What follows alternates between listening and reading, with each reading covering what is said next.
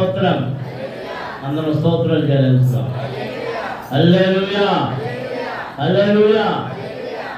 పోయిన వారం మనం ఏమి నేర్చుకున్నాం? ఎంతమంది గుర్తుంది? పోయిన వారం ఎంతమంది వచ్చారు? కొంతమంది వచ్చారు, చాలా మంది రాలేదు. దేవుడు మిమ్మల్ని దీవించుగా చాలా ఎక్కువ. వచ్చిన వారు చెప్పండి, పోయిన వారం ఏమి నేర్చుకున్నా, ఏమి అన్నా?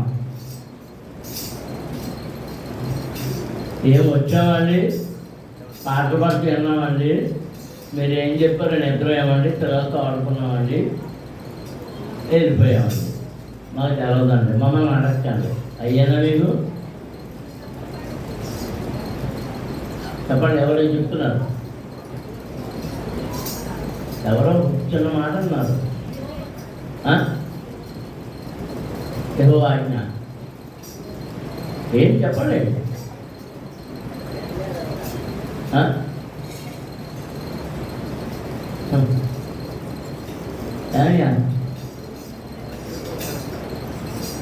మరి ఇంటికి వెళ్ళాక ఎవరైనా అడిగి ఏం చెప్తున్నాడు?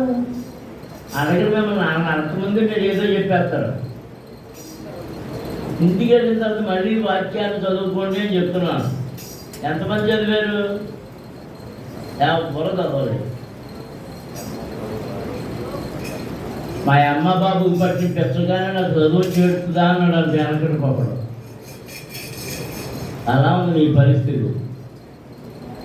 వస్తున్నారు, వింటున్నారు, వెళ్తున్నారు, కానీ ప్రయోజనం లేదు. గుర్తు తెచ్చుకోండి. ఒక 2 నిమిషాలు టైం ఇస్తాను. యోగ కథ. శ్రమపడు వారిని శ్రమ వలన కలిగిన ఆయన విడిపించును. శ్రమపడు వారిని కలిగిన శ్రమల వలన ఆయన విడిపించును. బాధ వలన వారిని విధేయులుగా చేయు. మాటలు చెప్పండి, వాక్యం చదువుతారు ఎందుకు? మాటలు చెప్పండి. విధేయత గురించి. శ్రమ పడిన వారిని శ్రమ నుండి విడిపించును. నీకు సూటు బూట్ వేసుకున్నప్పుడు చెప్తే అమ్మాయి ఎక్కుతాయి. శ్రమ పడు వారిని వారి శ్రమ నుండి ఆయన విడిపించును. దేవునికి స్తోత్రం. హల్లెలూయా.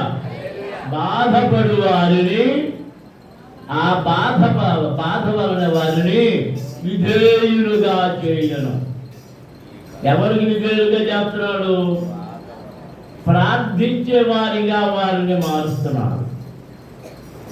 బాధలో నుండి ఆయన నిన్ను తప్పించును. ఈ 16వ వచనంలో అంతేకాకుండా బాధలో నుండి ఆయన నిన్ను తప్పించును. ఇరుకు లేని విశాల స్థలములకు నిన్ను తోడుకొనిపోవును. నీ ఆహారమును ప్రభుతో నింపును. దేవునికి స్తోత్రం. అందరూ స్తోత్రాలు చెల్లించుదాం. హల్లెలూయా, హల్లెలూయా, హల్లెలూయా. కొద్ది నిమిషాలు కీర్తన గ్రంథములోనూ మరికొన్ని చోట్ల మనం చదువుతున్నప్పుడు, నేను ఇరుకులో నుండి మొదలుపెట్టగా విశాలతలో నుండి నీవు నాకు ఉత్తరమిచ్చితివి. అందరూ దేవునికి స్తోత్రాలు చెల్లించుదాం. హల్లెలూయా. అందరూ స్తుతించండి. హల్లెలూయా, హల్లెలూయా. ఇరుకు దేవుని పిల్లలారా, ఆ ఇరుకు అంటే ఏమిటి అంటే, ఇరుకు లేని విశాల స్థలములకు నిన్ను తోడుకొని పోవును. ఇరుకు లేని విశాల స్థలములకు నిన్ను తోడుకొని పోవును. దేవునికి స్తోత్రం. హల్లెలూయా, హల్లెలూయా, హల్లెలూయా. మనకు కలిగిన ఇరుకు ఏంటి? మనకున్న ఇరుకు ఏంటి? మీరు వివాహమైన కొత్తలో భార్యాభర్తలందరికీ అది పెద్ద ఇరుకు కాదు. ఆ గది ఒక బిడ్డ పుట్టేటప్పుడు కొంచెం వాడు అటు ఇటు తిరుగుతూ ఉంటాడు. ఇద్దరు పుడితే ఆ గది ఏమైంది? ఇరుకైంది. నలుగురు పుడితే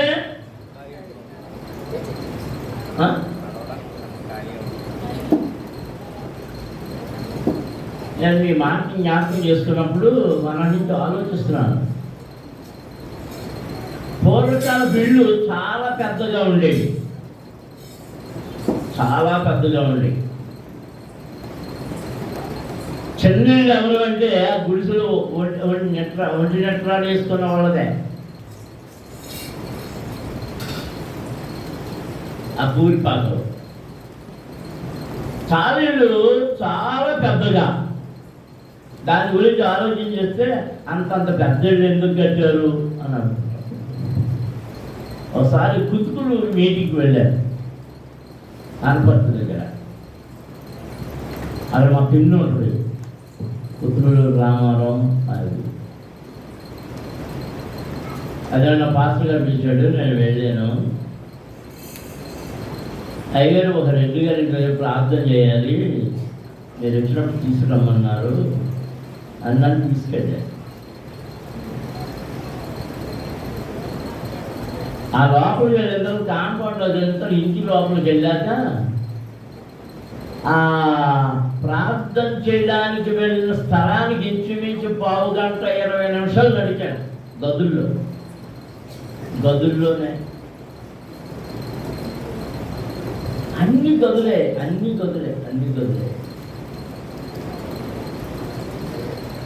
దేనికి ఇన్ని గదులు ఉన్నాయండి? అక్కడ ఏదైనా తెలియని వాడు వెళ్ళి ఆ నిదానం చెప్తే ఎవరికి కావదంట. అంటే అంత పెద్దగా ఉండేది. అప్పుడు సంతానం కూడా ఎక్కువే ఉండేది. ఇప్పుడు ఎందుకు చెన్నై అయిపోయింది అంటే ఇళ్ళు మీకిద్దరికి ఒక్కరు అన్నందుకు ఒక ఇల్లు చాలండి, ఒక బెడ్రూమ్ చాలండి, లేదా 2 బెడ్రూమ్లు చాలండి, ఒక వంటగది చాలండి, హాల్ చాలండి. మనం ఇరుకులోకి వచ్చేసాం. ఎక్కడికి వచ్చేసాం? ఏంటి ఆడ చూస్తున్నారు మీరు అందరూ? నాకేం అర్థం కావట్లేదు. ఒరే అక్కడికి వెళ్ళి అనుకుంది నిలబడరా రే అనుకో అర్థం.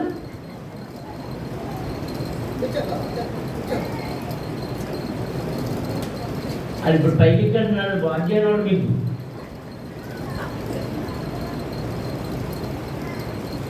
అది మళ్ళీ అంటే చూస్తున్నారు.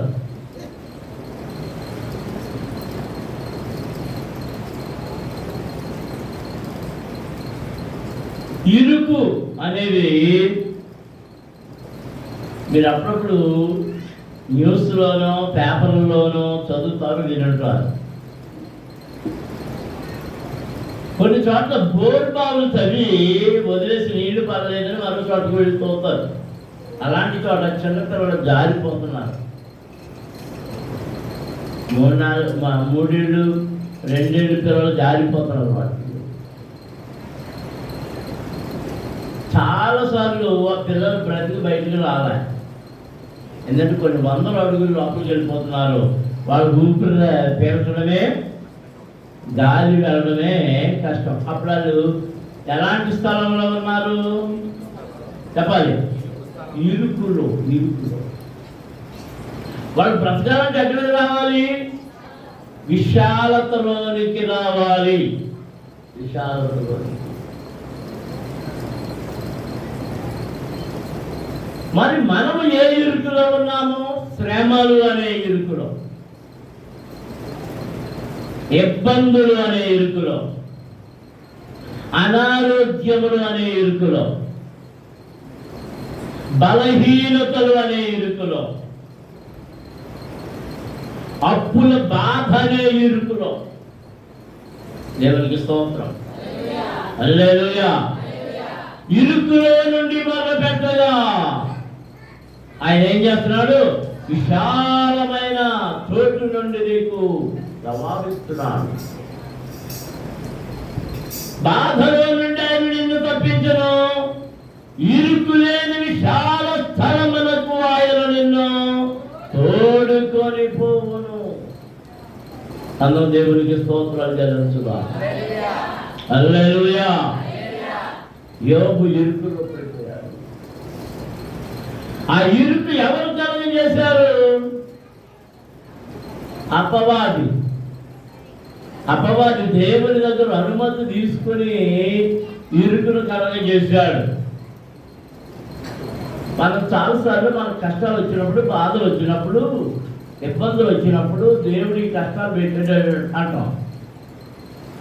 దేవుడు పెట్టలేదు. నిన్ను కష్టపెట్టడానికి సాతానుడు దేవుడి దగ్గర నుంచి పర్మిషన్ తీసుకున్నాడు. మరి దేవుడు ఎందుకు పర్మిషన్ ఇచ్చాడు? దేవుడు ఎందుకు పర్మిషన్ ఇచ్చాడు? పోయిన వారం చెప్పాను.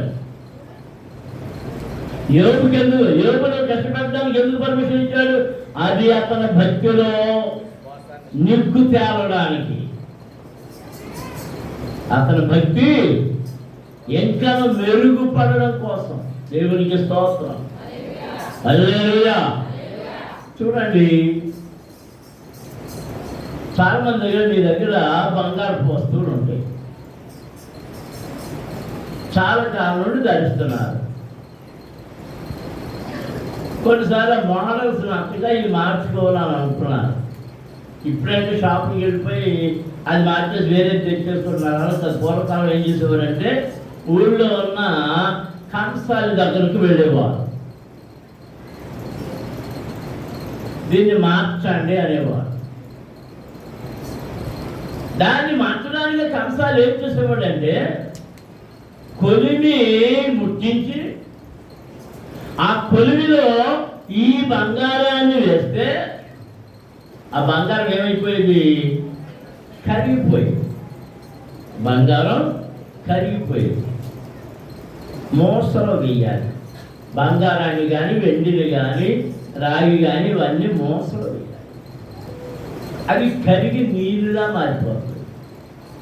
నీరులా మారిపోయినప్పుడు దానిలో ఉన్న మలినాలు, మట్టి, మశానం అంతా పక్కకి వెళ్ళిపోయి అసలైన బంగారం, లేకపోతే అసలైన వెండి, అసలైన రాగి, అసలైన ఈ విలువైన ఆ ఖనిజం బయటకు వస్తే దాన్ని తీసి వేరే దాంట్లో చేస్తారు. దేవునికి స్తోత్రం. దేవుని పిల్లలారా, మనకు శ్రమలు అని అనబడిన కొలిమిలోనికి పంపబడినప్పుడు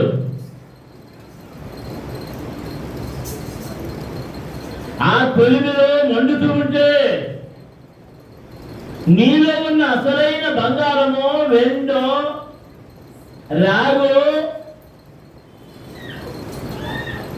అది ఇత్తడో ఏదో అది అస్తలది బయటికి వస్తూ ఉంది. దేవునికి స్తోత్రం.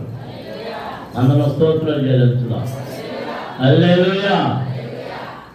అప్పటి వరకు ఒకవేళ దాంట్లో రాగి కలిసిన కల్తీ బంగారం అనుకోండి, రాగిని బంగారం విడిపోతాయి.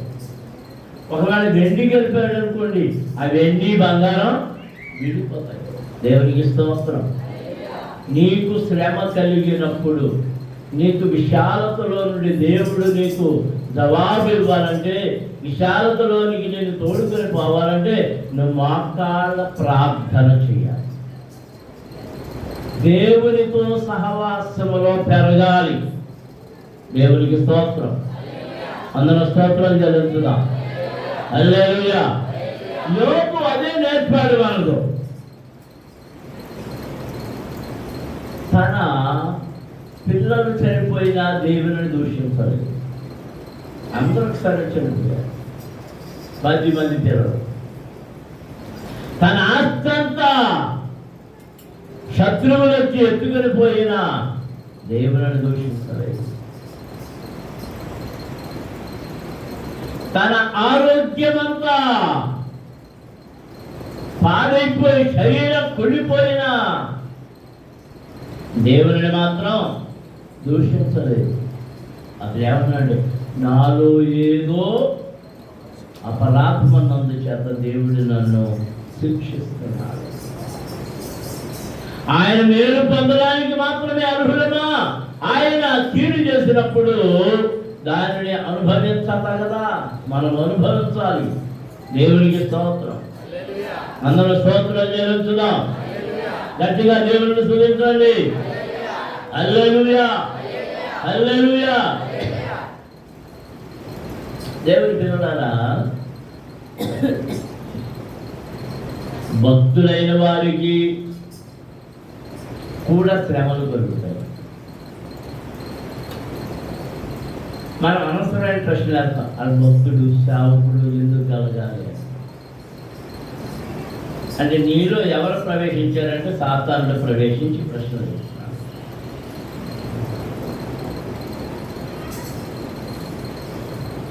నీలో దూరి వాడిని నిన్ను ప్రేరేపిస్తున్నాడు. అందుకే ఇట్లాంటి ప్రశ్నలు. అయ్యా నా పిల్లలు మరి ఇదవుతాయి. నీ ఇరుకేంటి, నీ ఇబ్బంది ఏమా? నీకు విశాలతలో నుండి ఆయన నీకు జవాబు ఇవ్వాలంటే ఆయనతో నీ సహవాసాన్ని పెంచుకోవాలి. దేవునికి స్తోత్రం. అందరము స్తోత్రం చెల్లించుదాం. హల్లెలూయా, హల్లెలూయా. ఇలా చెప్పాను చూడండి, ఇది వరకు పూర్వకాలం పెద్ద పెద్ద ఇళ్ళు ఉండేవి. ఇప్పుడు ఇళ్ళన్నీ అయిపోయినాయి. ఆ పెద్ద ఇళ్ళన్నీ పోయినాయి. ఇప్పుడు కొత్త మోడల్ ఇళ్ళు కట్టుకుంటున్నారు. ఎంతమంది పిల్లలు? 7 ఆడపిల్లలు ఎంతమంది, మగపిల్లలు ఎంతమంది? ఆడపిల్లలు వెళ్ళిపోతారు. ఆడు ఎప్పుడన్నా వస్తే ఉంటారు బెడ్రూమ్. ఈ ఇల్లు కట్టుకునే వాళ్ళకి కట్టేటప్పుడు నేను సలహాలు ఇస్తుండేవాడిని. నా సలహాలు ఎవరో లెక్క చేయలేదు, ఎవరు లెక్క చేయలేదు. మీరు ఇల్లు కట్టుకుంటున్నారు, మంచిదే. ఖర్చు అవుతుంది. ఇక్కడ వచ్చింది కదా పార్థంటే.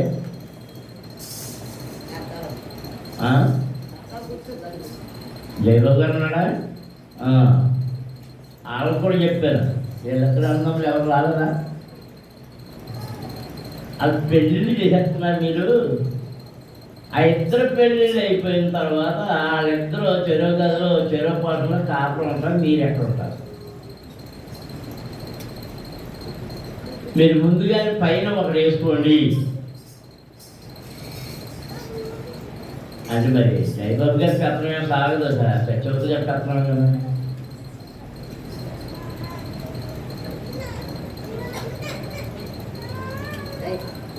అందరిలో కథనాలు ఎవరి జ్ఞానవంతురాలు కదా.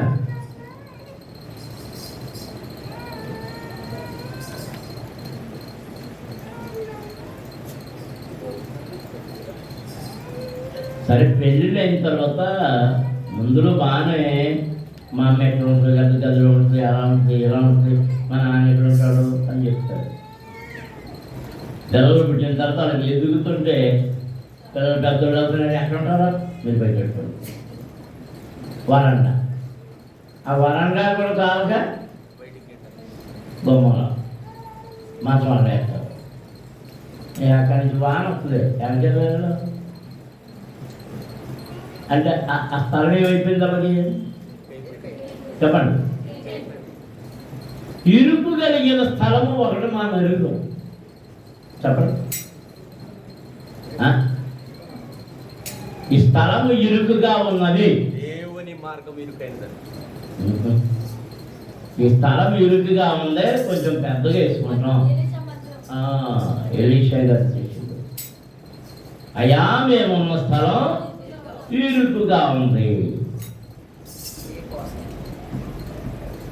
మీరు అనుమతిస్తే మేము వెళ్ళి అడవిలోకి వెళ్ళి ఆ మ్రాన్లు కొట్టుకుని వచ్చి మేము పెద్దది వేసుకుంటాం. సరిపోండి. ఒక్కడొచ్చి అంటున్నాడు, అయ్యా మేము పోవడం కాదు, మీరు కూడా మాతో రావాలి. ఈయనేంటి ఈయనెందుకు, ఈయనకేం పని? అలా అయ్యగారు ఎందుకురా అయ్యగారు ఎందుకురా అన్నారు. లేదు లేదు లేదు, మన గురువు గారు మనతో ఉండాలి. ఎందుకంటే ఏ చెట్టు నరకాలో గురువుకు తెలుసు, అది ఎంత బాగుందో కావాలో తెలుసు, ఏది నాణ్యమైందో ఏది నాణ్యము కానిదో తెలుసు. దాంట్లో మీరు ఉండాలి. ఒకటి రెండు, మీరుంటే మేము భయం కలిగి పని చేస్తాం,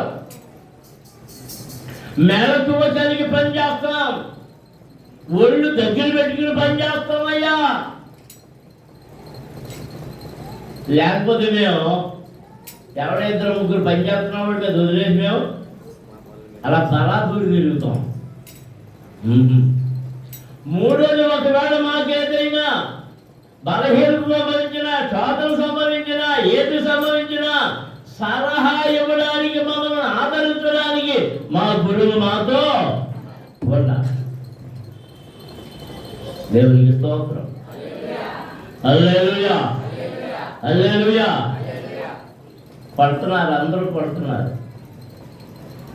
ఎంతో ఒకటి పరిగెత్తుకొచ్చాడు, అయ్యా మ్రానులు నడుపుతుండగా నేను తెచ్చిన గొడ్డలి జారి నదిలో పడిపోయింది.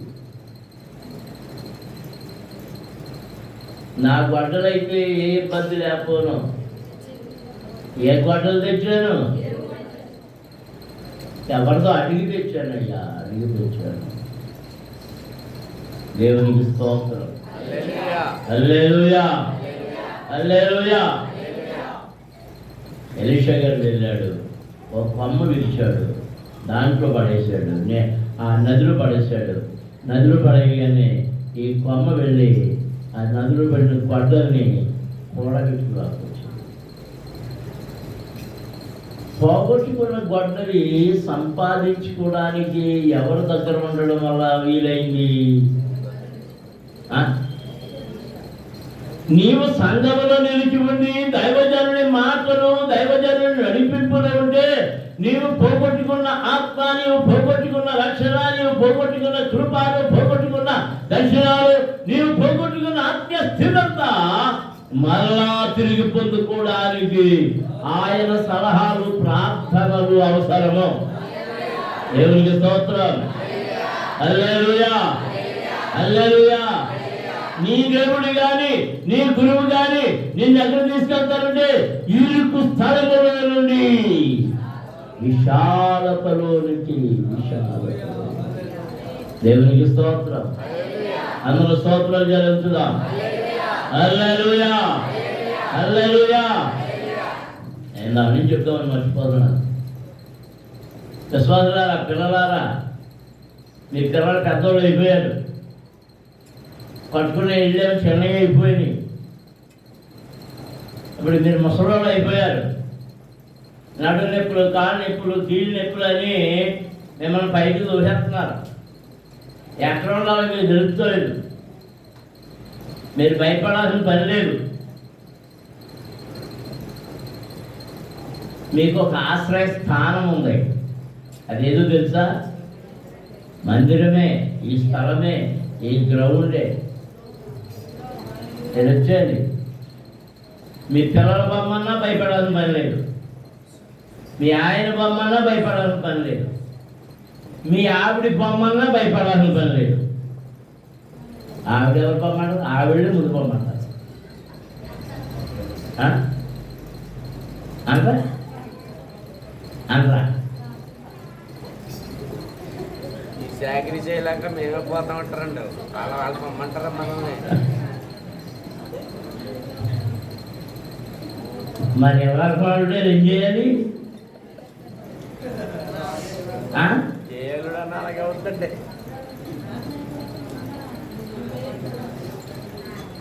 మీకు ఒక విశాలమైన స్థలము కలదు. అది దేవుని మందిరము, దేవుని స్థలము. దేవునికి స్తోత్రం. హల్లెలూయా హల్లెలూయా హల్లెలూయా. ఎవరైనా ఇబ్బంది పడుతున్నారు అనుకోండి, వచ్చే నేను గదులు ఉన్నాయి, పైన గదులు ఉన్నాయి, కింద గదులు ఉన్నాయి, అక్కడ గదులు ఉన్నాయి.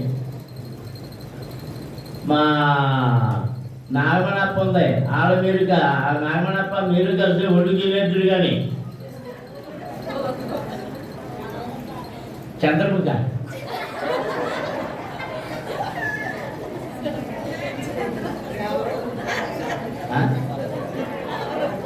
ఎవరు చంద్రముఖ అంటారు?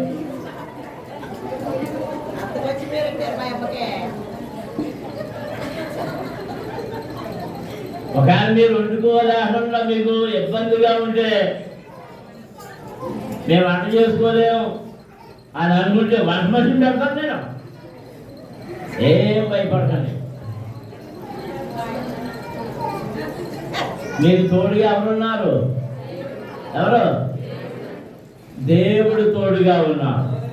ఎవరు తోడుగా ఉన్నాడు చెప్పాలి అందరూ. ఇరుకులో ఉన్న మీకు దేవుడు తోడుగా ఉన్నాడు. ఆయన సేవకులుగా, ఆయన సేవకులమైన మేము మీ వెనక ఉంటాం, మీకు తోడుగా ఉంటాం. దేవునికి స్తోత్రం. హల్లెలూయా, హల్లెలూయా, హల్లెలూయా, హల్లెలూయా. మీరు దేనికి ఇబ్బంది పడట్లేదు, భయపడట్లేదు, బాధపడట్లేదు. మీ దేవుడు ఆదరించే దేవుడు, మీ దేవుడు మిమ్మల్ని బలపరిచే దేవుడు, మీ దేవుడు మీ ఆకలి తీర్చే దేవుడు. మీకు ఏది అవసరమో దానిని ఎరిగి ఉన్న దేవుడు. దేవునికి స్తోత్రం. హల్లెలూయా, హల్లెలూయా, హల్లెలూయా. అందరి కన్నులు నీ వైపు ఆశతో చూడక దయ చూపు.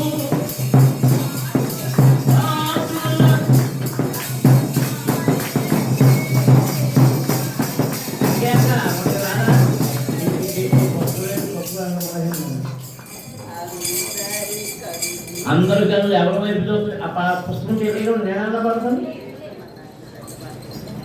పట్టుకొచ్చి ఎవరైనా అదే సంస్కృతి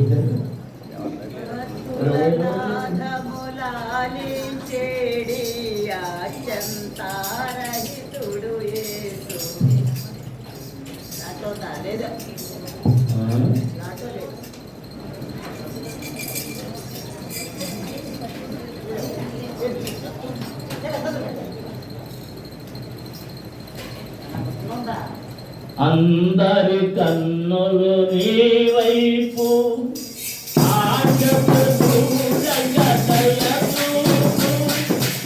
ఆశల నాదము నాది చేసి ఆజ్ఞారహితుడు యేసు. ఆశల నాదము నాది చేసి ఆజ్ఞారహితుడు యేసు.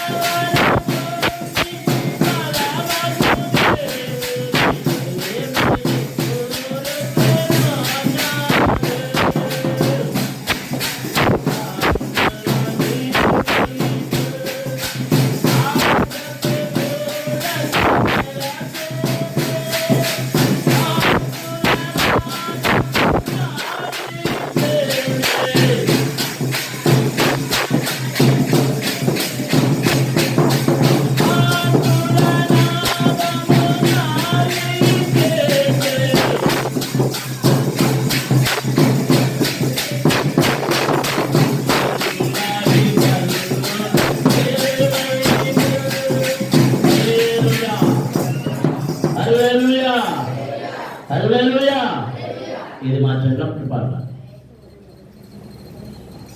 ఆకలికి పిల్లలకి అన్నమాలు పెట్టలేని సమయంలో విశ్వాసులు ఈ పాటతోనే ఆదరణ పొందేవారు. అప్పటి దేవుడే ఇప్పుడు ఉన్నాడు, ఇప్పటి దేవుడు ఇక ముందు కూడా ఉండబోతున్నాడు. ఆయన ముఖాన్ని చూడండి, ఆయన హస్తం తన కుడి హస్తముతో మీ హస్తాన్ని పట్టుకుని నడిపిస్తున్నాడు. నీకు శ్రమలో తోడై ఉండే దేవుడు,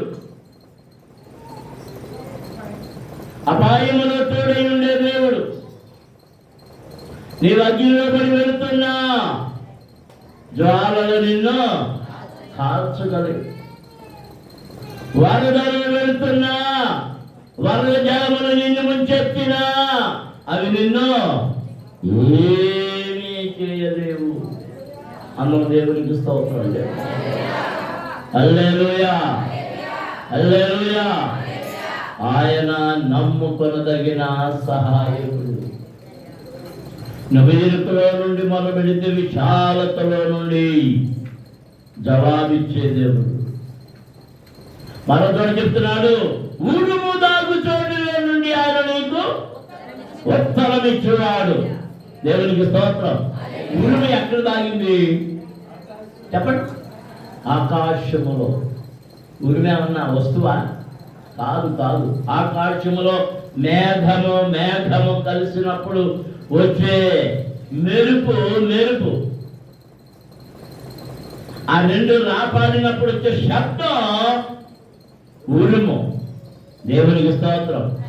ఆ రెండు మేఘాలు గట్టిగా ఇదైనప్పుడు పెడగా శబ్దం చేసిన మనం ఏమంటే ఏం పడిందంటాం? దానికి అది పుట్టినప్పుడు ఆ కరెంటు భూమి మీదకి వచ్చి భూమి మీద పడినప్పుడు భూమి మీద కరెంటు ఇది ఏకమైనప్పుడు ఎంత అయినప్పుడు వచ్చింది పిడికి అంటారు దాన్ని. ఆ చెట్టు మీద ఎవరి మీద పెట్టేది మండిపో. దేవునికి స్తోత్రం. ఆయన ఎక్కడి నుంచి తాగుస్తారంట? ఎక్కడి నుంచి? ఉరుము తాగు చోట్లు. అందుకే కీర్తనకారుడు అంటున్నాడు, ఆకాశమందు నీవు నాకుండగా ఏ లోకములోనిదేది నాకు అక్కరలేదు, ఏది నాకు అక్కరలేదు. దేవునికి స్తోత్రం. హల్లెలూయా, హల్లెలూయా, హల్లెలూయా. నేను ముగించేస్తాను. దేవుని పిల్లలారా, అనేక మంది నేను దేవుడితో చెప్పింది నా అనుభవంలో నేను పొందుకున్న కృపల్లో నా సమస్త భారాన్ని దేవుడు నిర్ణయిస్తాడు. మన కరోనాలో కూడా దేవుని మీద వేశాను. నీ ఇష్టం ప్రభువా, బ్రతికి ఉండాలని నేను కోరుకోవడంలే. నా బాధ్యతలన్నీ తీరిపోయి ఆయుష్కాలం ఇచ్చావు. నాతో ఏమైనా పనుంటే ఉంచు. నాతో ఇక్కడ పని లేదనుకుంటే నీ దగ్గర తీసుకుపో. అది దేవునికి చెప్తాం. దేవునికి ఇష్టమైనట్టుగా చెయ్యమని మనం ఆయనకు అప్పచెప్తే ఏది ఇష్టమో దానిని ఆయన చేస్తాడు. దేవునికి స్తోత్రం. హల్లెలూయా, హల్లెలూయా, హల్లెలూయా. నేను దేవుని దగ్గర చేసే ప్రార్థన కొంటే చెప్పనా, నేను ఎవరితోటి బొక్కల్లో పొడిపించుకోకూడదు.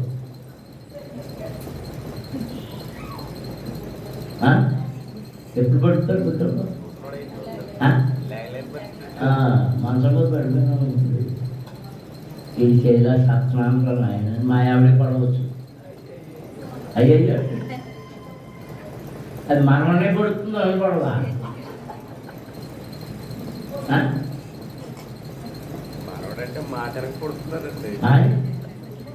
ఆడప్పుడే మాట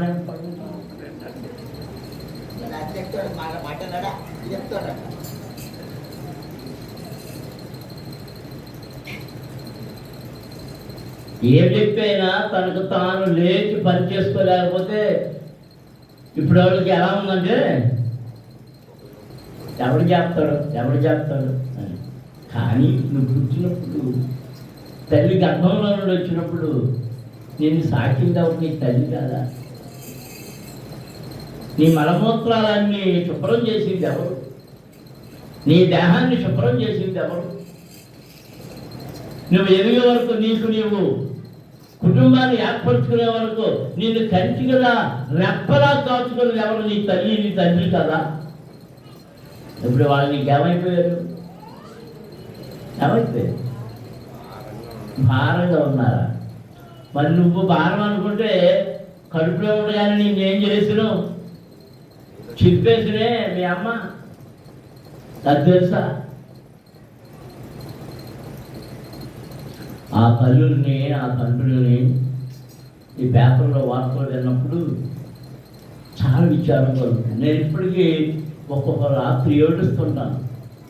ఏంటంటే మా నాన్నగారిని చూసుకోవడానికి నాకు వీలైన పరిస్థితి ఎవరు త్వరలోనే ఆయన 51 వయసులోనే ప్రభు సన్నిధికి వెళ్ళిపోయారు. 52 నడుస్తున్నాయి. దేవుడు అన్నిటినీ ఇచ్చేసిన అన్నీ ఉన్నా మా అమ్మకు సరైన ఆహారం అందలేదు. అందపడడానికి పెట్టక కాదు, ఆ గొంతుకు దిక్క అని బాధ కలుగుతుంది. అన్నీ ఉండి ఆహారానికి వెళ్ళకపోయిన పరిస్థితులు ఉండిపోయింది మా అమ్మ. నా దోషమా అని దేవుని దగ్గర ఏడుస్తూనే ఉంటాను.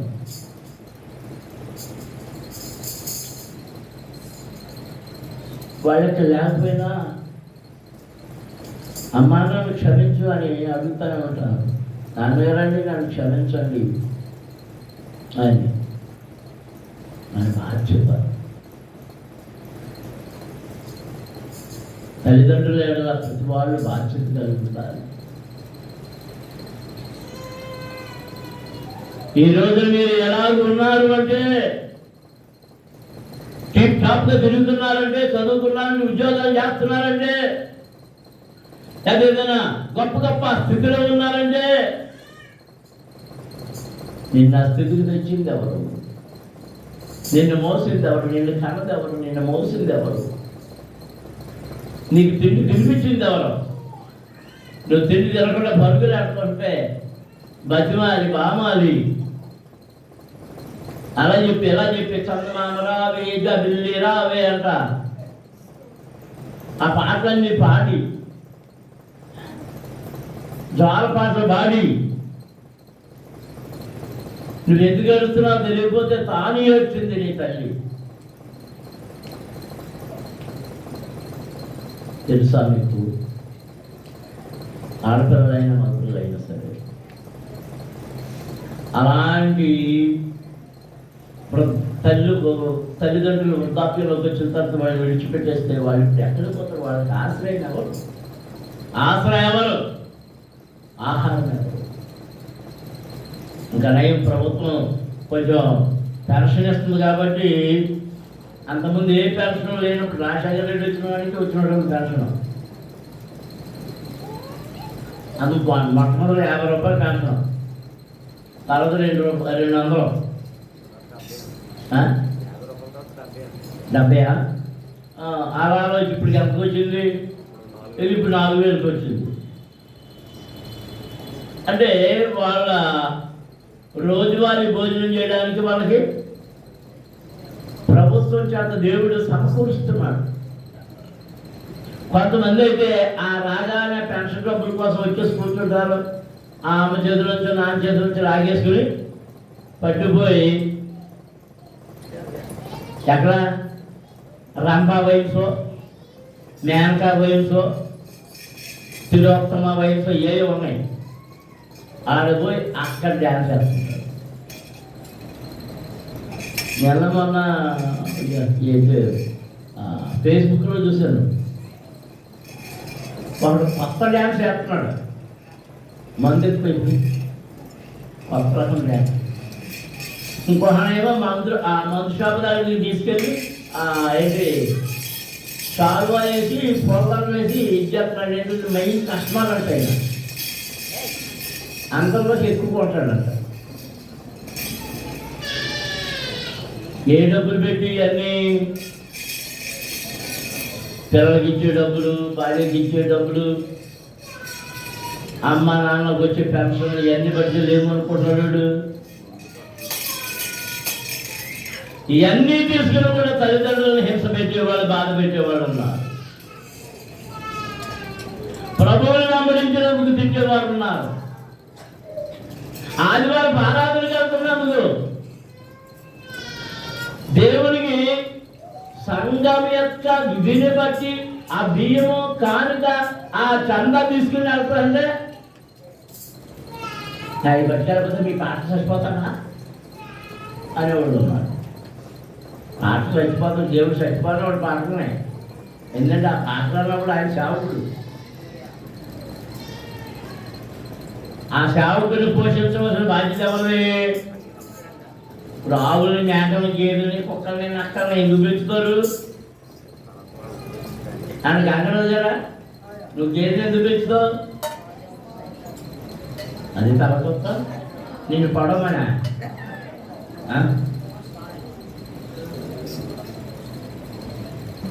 కోళ్ళు ఎందుకు పెంచుదాం? గుడ్లు పెట్టుకుంటాను. ఆ కోడి వెళ్ళి పక్కింట్లో గుడ్డు ఎట్టి వస్తుంది, ఏం చేస్తా? నీ కోడి పక్కింటికి వెళ్ళి గుడ్డు ఎడితేనే భరించడు. నీ ఆవు పాలు నీయకుండా ఇవ్వకుండా ఎవడన్నా పితుక్కుండా ఇచ్చేస్తే దాన్ని బాధేస్తాం. మరి సేవకుడు అంటే ఎవరు?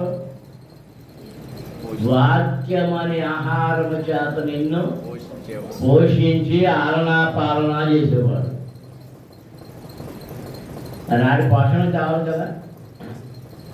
సువార్త ప్రకటించేవాడు ఎలా జీవించాలట? సువార్త వలననే జీవించాలి. దేవునికి స్తోత్రం. హల్లెలూయా. నీవు గిన్నెడు మంచినీళ్ళు ఇస్తే ఆశీర్వదించు అన్నాడు. మంచినీళ్ళు ఇస్తే ఆశీర్వదిస్తాడు, టీ ఇస్తే ఆశీర్వదిస్తాడు, ఆహారం ఇస్తే ఆశీర్వదిస్తాడు. నువ్వేమిచ్చినా అంటే దానికి ప్రతిఫలాన్ని నీవు తిరిగి నూరంతరం పొందుకుంటావు. ఆ పొందుకోవాలని ఈ దేవునికి లేక అక్కడ ఎండిపోతాయి, మొత్తం ఎండిపోతాయి. ఎండబెట్టి వేసుకుని ఎంత ప్రార్థించినా ప్రయోజనం.